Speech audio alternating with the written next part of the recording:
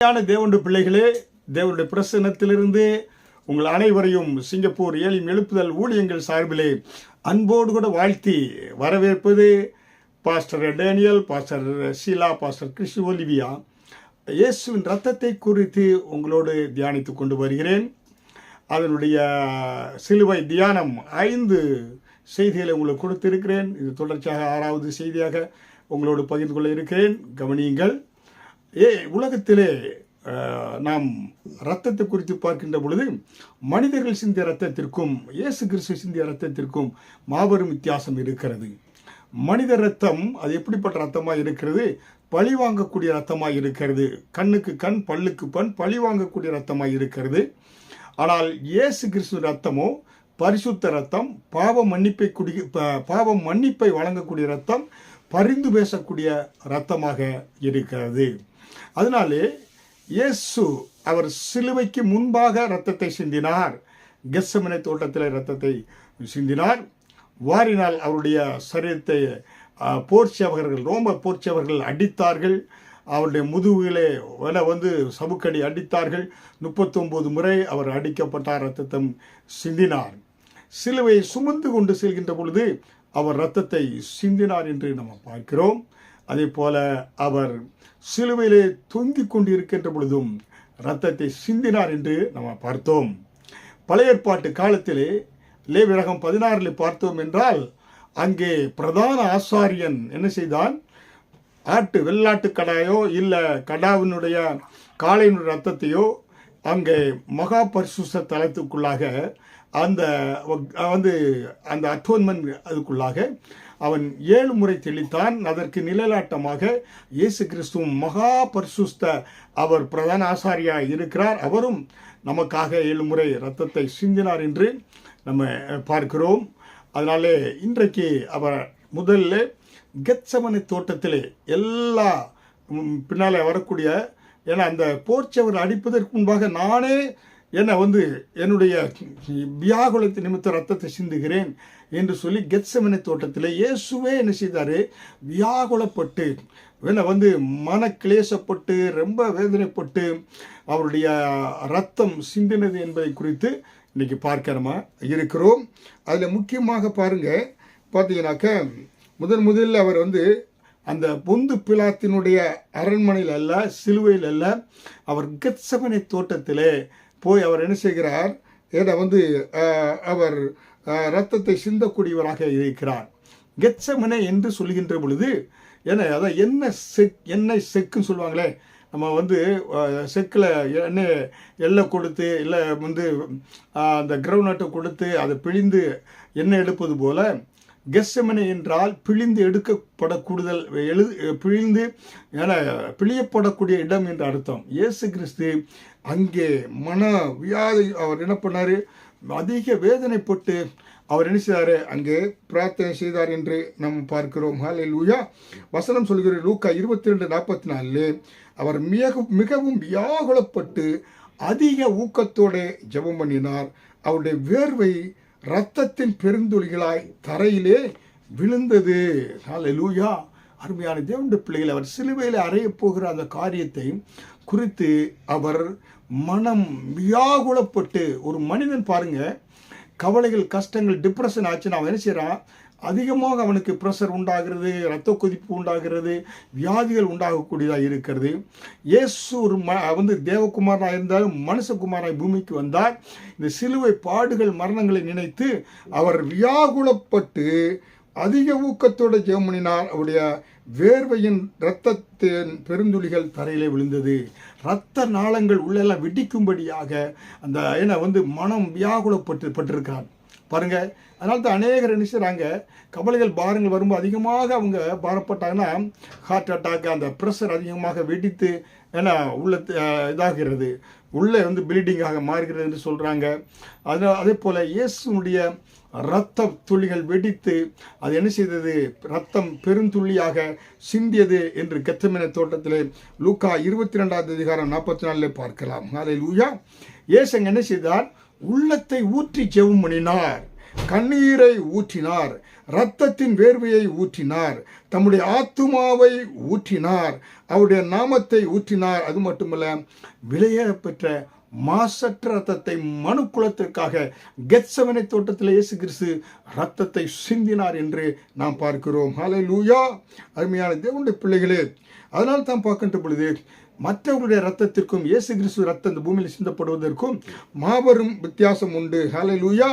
ஏனென்றால் இந்த ரத்தம் பூமியில் சிந்தப்படுகின்ற பொழுது அந்த ரத்தத்திற்கு என்ன உண்டாகிறது? அந்த ரத்தத்திற்கு குரல் இருக்கக்கூடியதாக இருக்கிறது. மனித ரத்தம் சிந்தப்பட்டுச்சுன்னா அது என்ன செய்யும் என்றால் பழி, அதாவது என்னுடைய ரத்தம் சிந்தப்பட்டிருக்கு, இந்த என்னை கொன்றதுக்கு என்னை பழி வாங்கும் என்று சொல்லி அந்த ரத்தம் கூப்பிடக்கூடியதாக இருக்கிறது. ஹல்லேலூயா! அப்போ மனிதனுடைய ரத்தம் பூமியில் சிந்தப்படும் போது அது பரலோகம் வரை கூப்பிடக்கூடியதாக இருக்கிறது. தன்னை படைத்த தேவனை நோக்கி கூப்பிடக்கூடியதாக இருக்கிறது. ஹல்லேலூயா! பாருங்க, ஏன் ஆண்டவர் காயின் ஆபேலை கொன்றான் என்றால், அந்த ஆபேலுடைய சத்தம் பரலோகம் வரை எட்டியது. தேவன் பூமியில் இறங்கி வந்தார். இறங்கி வருகின்ற பொழுது கர்த்தர் என்ன செய்த பாருங்க, கர்த்தர் அங்கே மனிதனை தன்னுடைய சாயலில் படைத்தார். ஹல்லேலூயா! தன்னுடைய சாயலில் படைத்து அவனுக்கு ஜீவாத்மத்தை ஊதி ஜீவ சுவாசத்தை கொடுத்து பூமியில் ஆளுகை செய்யும்படியாக அவரை உண்டாக்கினார். நம்ம இன்றைக்கு பார்க்கிறோம், அநேக அரசியல்வாதிகள் சினிமா ஸ்டார்ஸ் எல்லாம் அவங்க வால் போஸ்ட் எங்கேனாச்சும் ஒட்டினாங்கனாக்கா அதில் யாராவது சாணி அடிச்சிட்டாங்கன்னா அந்த ஆளை அடிப்பாங்க, நொறுக்குவாங்க. ஏன்னா அந்த ஆளையே அவரே அந்த சினிமா ஸ்டாரையோ இல்லை அரசியல் தலைவர் நேரடியாக அவங்க மூஞ்சில் உடம்புல இந்த சாணத்தை பூசினதுக்கோ அவங்கள அவமானப்படுத்துறதுக்கு அர்த்தமாக நினைத்து பழி வாங்குவார்கள். அப்போ இங்கே பார்க்குறோம், காயின் ஆபேலை பழி வாங்கிய பொழுது, ரத்தத்தை சிந்திய பொழுது தேவன் என்ன செய்தாரு? அந்த சத்தத்தை கேட்டு ஆண்டவர் என்ன செய்கிறாரு? அங்கே காயின் இடத்துல, காயினை நீ என்ன செய்தாய்? உன் சகோதரர் சத்தம் பூமியிலிருந்து என்னை நோக்கி கூப்பிடுகிறது என்று ஆதியாகமம் 4வது அதிகாரம் 10 ஆண்டவர் கர்த்தர் காயின் இடத்தில் சொல்கிறாரு. ரத்தம் பேசக்கூடியதாக இருக்கிறது. மற்ற மிருகங்கள் எல்லாத்துடைய ரத்தத்தை காட்டிலும் மனித ரத்தத்துக்கு ஒரு சத்தம் உண்டு, பேசும். அது தன்னை படைத்த கர்த்தரை நோக்கி கூப்பிடும். ஹல்லேலூயா! ஆமென்! ஹல்லேலூயா! அதனால் தான் தேவன் இறங்கி வந்த பொழுது ஒன்றை பார்த்தார், தன்னுடைய சாயல். அதாவது காயின் ஆபேலை கொண்டு ரத்தத்தை சிந்தினதில்லை, கர்த்தரையே காயின் வெட்டினான் என்று தேவன் துடித்தார். ஹல்லேலூயா! நீ ஆபேலை மட்டும் வெட்டல, என் சாயலை படைக்கப்பட்ட ஆபேலை வெட்டினது என்னையே வெட்டிட்டப்பா காயினே என்று தேவன் என்ன செய்தாரு? அந்த ஆபேலின் ரத்தம் பேசினதுக்கு என்ன செய்தாரு? காயின் அந்த சாபம் அம்மேலே வந்தது என்று பார்க்கிறோம். ஹல்லேலூயா! கண்ணீர் விட்டான், கதறினான். ஹல்லேலூயா! காயின் ஹல்லேலூயா! கடவுளையே வெட்டி போட்டான் என்று. ஹல்லேலூயா! அருமையான தேவனுடைய பிள்ளையில தன் சாயலிலே படைக்கப்பட்ட கடவுளையே அவன் வெட்டினதுக்கு சமமாய் கர்த்தர் இறங்கி வந்தார். ஹல்லேலூயா! அருமையான தேவனுடைய. அதனால்தான் பலிகளிலே கொடிய பலி இரத்த பலி, அதே போல கரைகளிலே பெரிய கரை இரத்தக்கரை. புரியுங்களா? அதனாலே பலி அங்கே ரத்தம் சிந்தப்பட்டது. காயின் தீர்க்க முடியாத அந்த இரத்தக்கரை அவன் மேல் படிந்தது என்று நம்ம பார்க்கிறோம். ஹல்லேலூயா! அதனால்தான் இராணுவ வீரர்கள்லாம் பாருங்க, ரத்தத்து மேலே சூழல் வைப்பாங்க, ரத்த திலகம் விடுவாங்க. ரத்தத்தை மேலே பார்த்து அவங்க என்ன செய்வாங்க? எங்களுக்கு வெற்றி உண்டாகட்டும், ஜெயம் உண்டாகட்டும், ரத்தத்தை எடுத்து நெற்றியில் திலகம் விடுவாங்க. ஏனென்றால் அந்த ரத்தத்துக்கு ஒரு வல்லமை, பேசக்கூடிய ஒரு வல்லமை இருக்கக்கூடியதாக இருக்கிறது. ஹல்லேலூயா! அதனால்தான் எந்த டாக்டர்கள், எந்த விஞ்ஞானிகளோ அரசியல்வாதிகளோ அவர்கள் அவர்கள் பார்த்தீங்கன்னாக்க அவர்களுக்கு புரியாத ஒரு காரியம், ரத்தம் தன்னை உண்டாக்கின கர்த்தரை நோக்கி கூப்பிடக்கூடியதாக இருக்கிறது என்று அவர்களுக்கு புலங்கவில்லை. ஹல்லேலூயா! ஆனால் தேவனுடைய பிள்ளைகள் நமக்கு நம்முடைய ரத்தம், இந்த ரத்தத்தை கொடுப்பதற்கு காரணமாக இருந்த கர்த்தர், இந்த ரத்தம் பூமியில் சிந்தப்படுகின்ற பொழுது இந்த ரத்தம் தேவனை நோக்கி கூப்பிடக்கூடியதாக இருக்கிறது. ஹல்லேலூயா! பாருங்க, பூமியில ஒரு மனிதன் ரத்தம் சிந்தினா அவனுக்கு ஒரு ஆளுக்காண்டி 7-8 பேர் வெட்டிக்கிடுவாங்க, செத்து போவாங்க. ஹல்லேலூயா! அப்படியாக இந்த ரத்தத்திற்கு பழி வாங்கக்கூடிய காரியம் இருக்கிறது. ஆனால் ஆபேலின் ரத்தம் என்ன செய்தது? கர்த்தரை நோக்கி கூப்பிட்டது. ஹல்லேலூயா! பார்க்கிறோம். அதாவது ஆதியாகமம் எபிரேயர் 12வது அதிகாரம் வசனம் 24 கூட நம்ம பார்க்கின்ற பொழுது ஆபேலின் ரத்தத்தையும் இயேசுவின் ரத்தத்தை ஒப்பிட்டு எபிரேயர் நிருபத்தை எழுதின ஆக்கியோன் பவுல் என்று கூட சொல்லுகிறார்கள். ஆபேலுடைய ரத்தம் பேசினதை பார்க்கிலும் இயேசு கிறிஸ்துவினுடைய ரத்தம் நன்மையானவைகளையே பேசினது. ஆபேல் ரத்தம் என்ன பேச்சு? பழி வாங்கும். பழைய ஏற்பாட்டில் கண்ணுக்கு கண், பழைய நாட்களில் கண்ணுக்கு கண், என்ன பல்லுக்கு பல், பழி பழி பழி. ஆனால் இயேசுவின் ரத்தம், பிதாவே இவர்களுக்கு மன்னியும் ஐயா, மன்னிப்பை வாரி வழங்கி கொடுக்கக்கூடியது இயேசுவின் ரத்தம். நன்மையானதை பேசக்கூடியது இயேசுவின் ரத்தம். அருமையான தேவனுடைய பிள்ளைகளை, இன்றைக்கு பாவ சாபம் வியாதி மந்திர தந்தத்தின ஓடி வந்து விடுங்க. இயேசுவின் ரத்தத்தோட்ட கூட வந்து விடுங்க.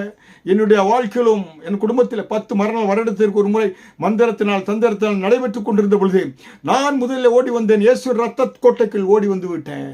இயேசுவின் ரத்தம் நன்மையானதே எனக்கு பரிந்து பேசியது. என் முழு குடும்பம் ஆண்டவருக்குள்ள வந்து 40 வருடங்களாக எந்த மந்திர தந்திரங்கள வியாதிகள் இல்லாதபடி என் குடும்பத்தை ஆண்டவர் பாதுகாத்து இன்றைக்கு 15 பேர் என் குடும்பத்தில் பாஸ்டராக, சிங்கப்பூர் 5 பேர் கர்த்தரை ஊழியத்தை செய்கிறோம்.